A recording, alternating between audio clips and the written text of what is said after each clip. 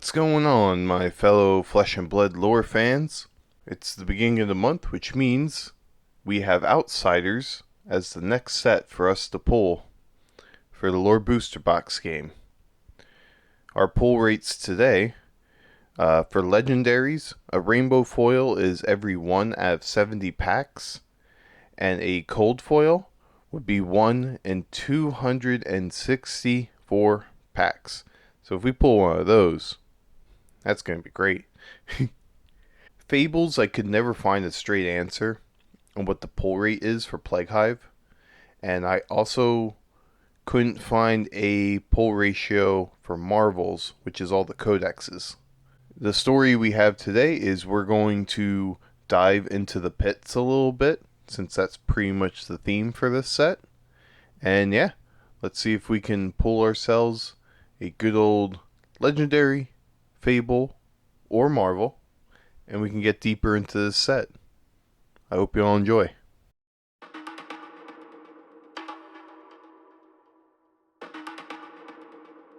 The pits are a series of massive chasms that lie beneath the city of Matrix.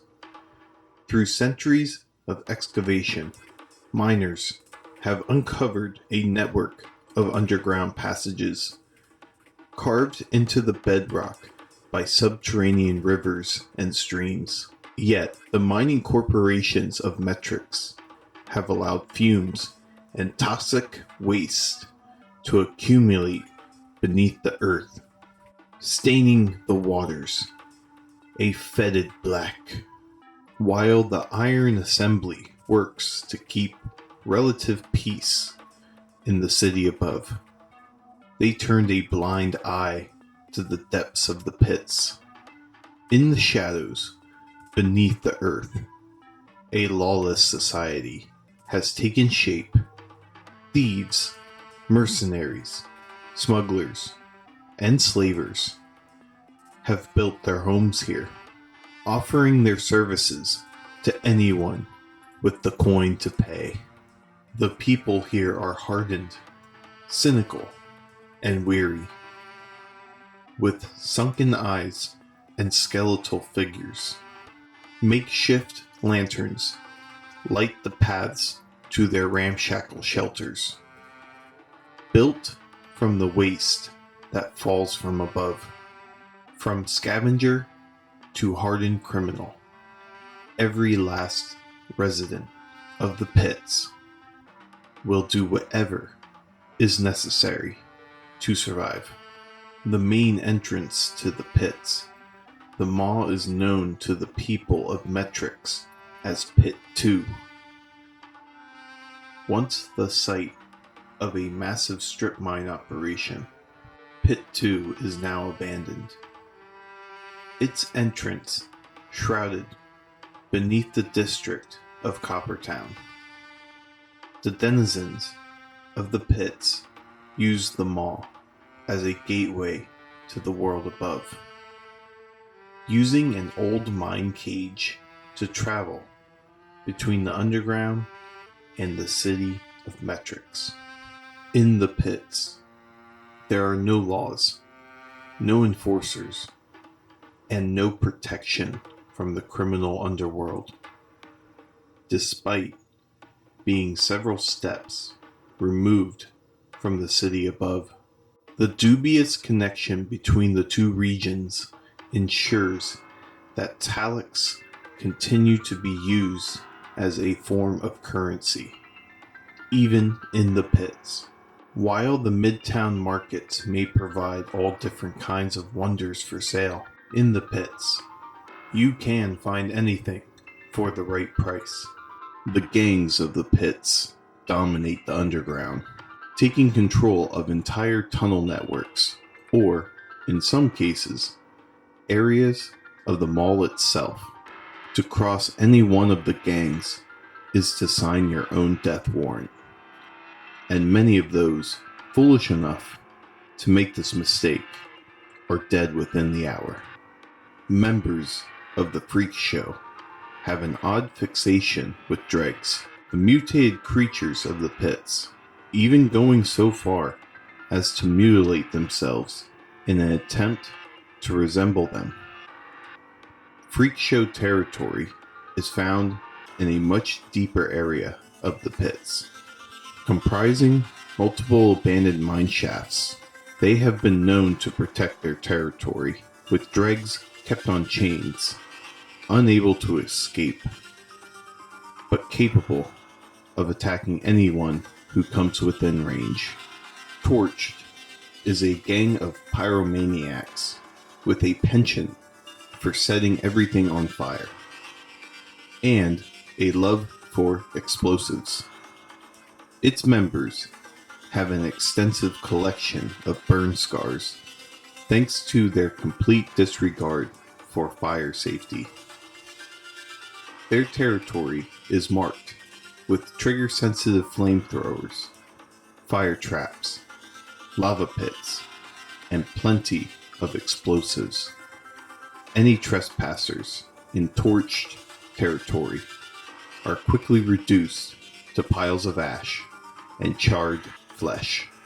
Known for their unusual fixation with bones, numbskulls can be easily identified by the skull caps they wear, carved from the bones of their victims.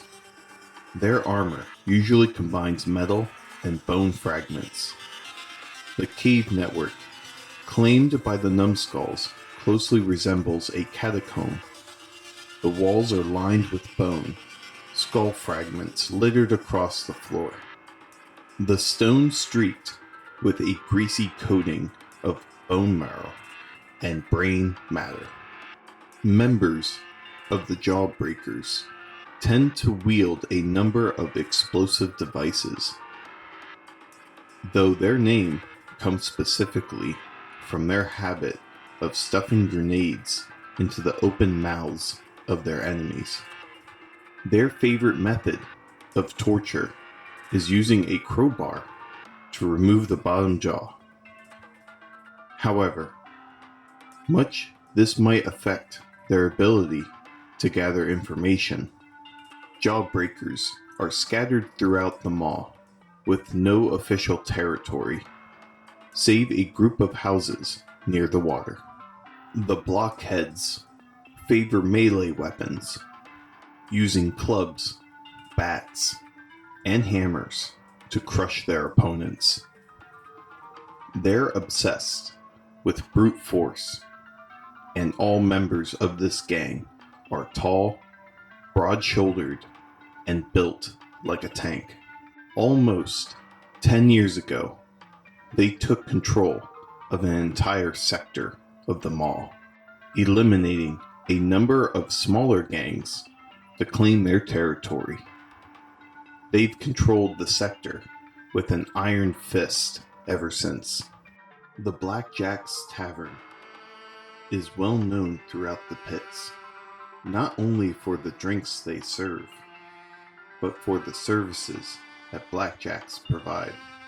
The tavern is the central hub of the Blackjacks Mercenary Group, the largest mercenary organization in Wraith. Unlike other groups, Blackjacks do not hire mercenaries themselves, instead acting as an intermediary. Once they receive a contract, it is posted on the notice board for all to see. Anyone who wishes to take the contract speaks to the tavern's handler, Greenbird, for further details. The first to complete it and return with proof is paid in full. Blackjacks have a unique system for identifying the skill and talent of its mercenaries.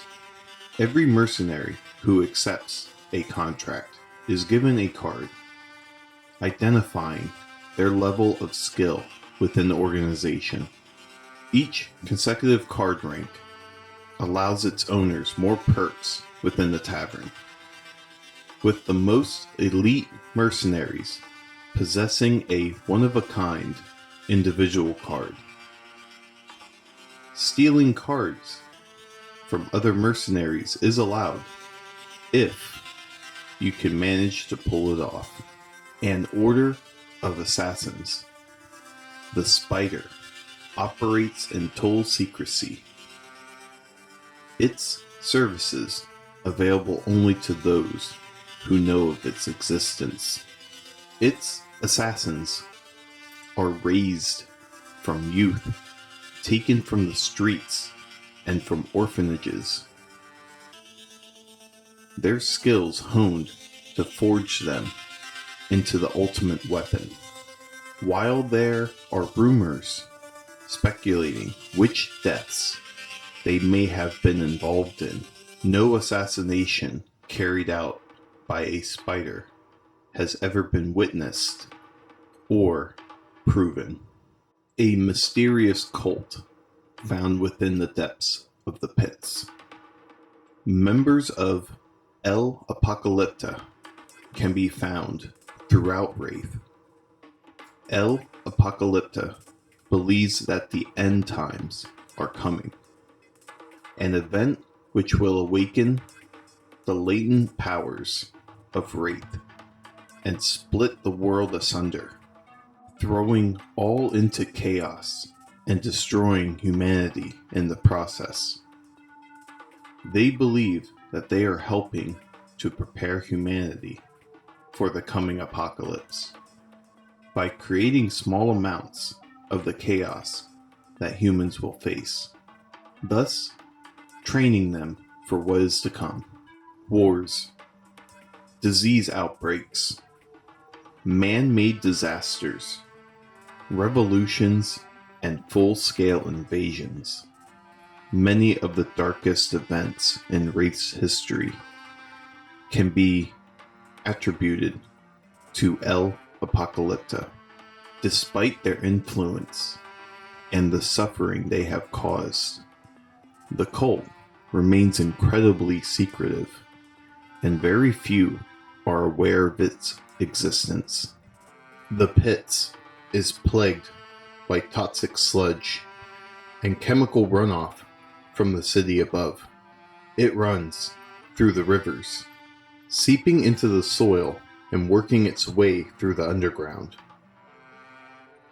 While every denizen of the pits is exposed to the toxic environment on a daily basis, some are unfortunate enough to be exposed to a larger dose.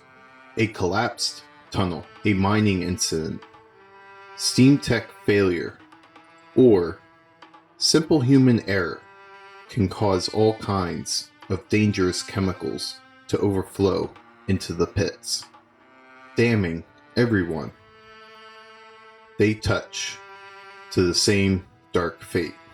Dregs are the result of these accidents.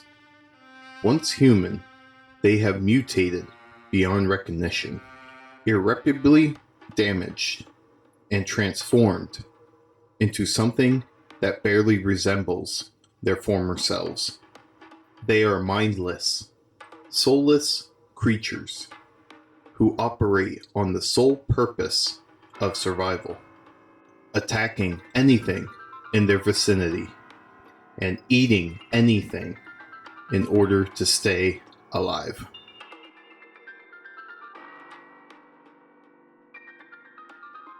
And that concludes the lore story of the Pits.